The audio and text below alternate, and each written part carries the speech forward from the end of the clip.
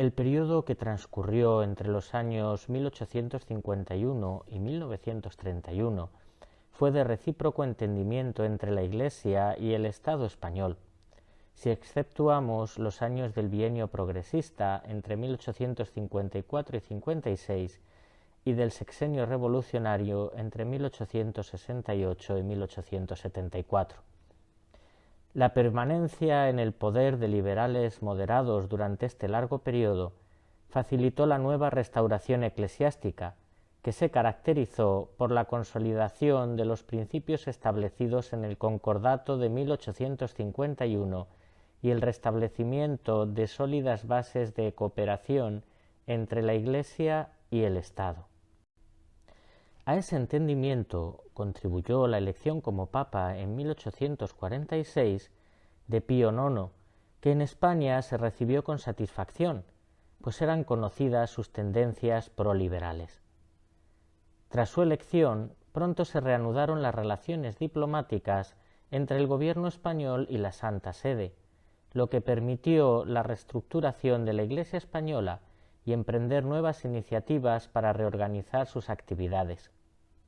El principal testimonio de esas buenas relaciones fue probablemente la firma del Concordato de 1851. En junio de 1854 se hacía cargo del gobierno de España el general O'Donnell. Partiendo del ideario de los progresistas, el nuevo gobierno buscó poner en práctica una serie de medidas revolucionarias que afectaban a la institución eclesiástica y a la estructura agraria de los pueblos, en beneficio siempre de la burguesía ascendente.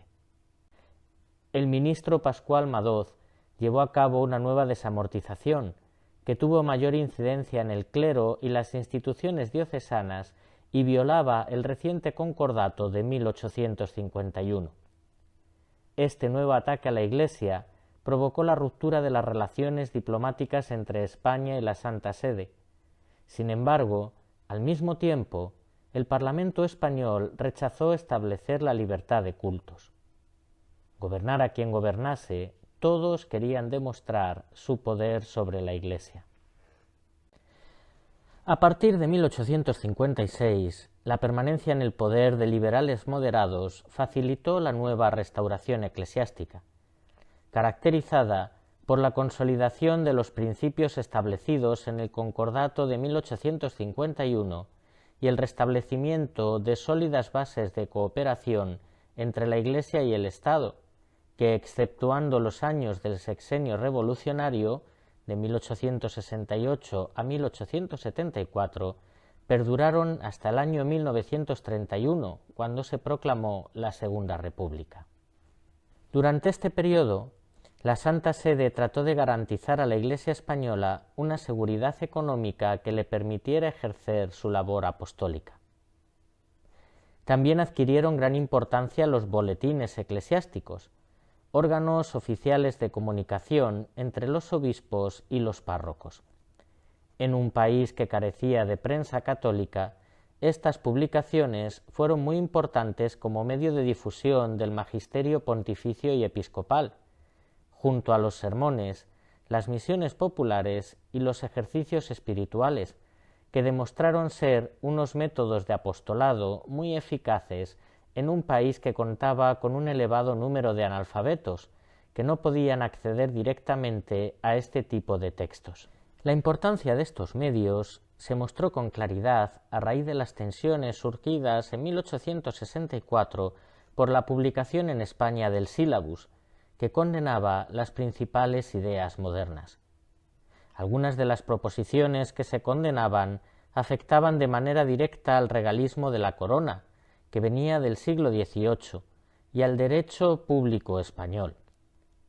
El impacto que el Sílabus tuvo en el mundo laico fue muy negativo. Al mismo tiempo, los neocatólicos, los carlistas y los sectores más integristas utilizaron este y otros documentos pontificios como escritos de carácter más político que eclesiástico, buscando en estos textos el fundamento a su rechazo al sistema parlamentario y constitucional como contrario a los principios del catolicismo. Llegamos así al año 1868, cuando una sublevación militar destronó a Isabel II, abriendo el periodo políticamente más agitado de la historia de España del siglo XIX. La Revolución de 1868 cambió muchos hábitos y costumbres en el país y sometió a la Iglesia española a una dura prueba, pues por vez primera tuvo que hacer frente a movimientos nuevos como el socialismo y el republicanismo, que en este periodo aparecen ya organizados y consolidados en nuestro país. En los trabajos de las Cortes que prepararon la nueva Constitución de 1869, la cuestión religiosa estuvo muy presente y recibió un tratamiento avanzado, aunque dentro de la ortodoxia tradicional. La nación española se obligaba a mantener al culto y a los ministros de la Iglesia católica. Eso sí, por vez primera, se garantizaba el ejercicio en España de cualquier otra confesión religiosa. Al mismo tiempo, se fueron aprobando leyes con fuertes tintes anticlericales, se introdujo el matrimonio civil, se implantó la libertad de enseñanza y se reguló la enseñanza religiosa. El clero no juró la Constitución de 1869 y muchos de sus miembros siguieron apoyando la oposición carlista. En 1868 desaparecieron también de la Universidad Española las últimas facultades de teología, que se trasladaron en ese momento a los seminarios. Esta medida tuvo numerosas consecuencias negativas. Las universidades perdieron la presencia de los estudios teológicos, mientras que los seminarios, al desvincularse de la universidad civil, quedaron aún más aislados de los problemas reales de una sociedad que se encontraba en proceso de evolución y transformación. Fueron estos unos años en los que se debatió mucho en España la cuestión de la libertad religiosa, que se empezó a ver como un derecho fundamental.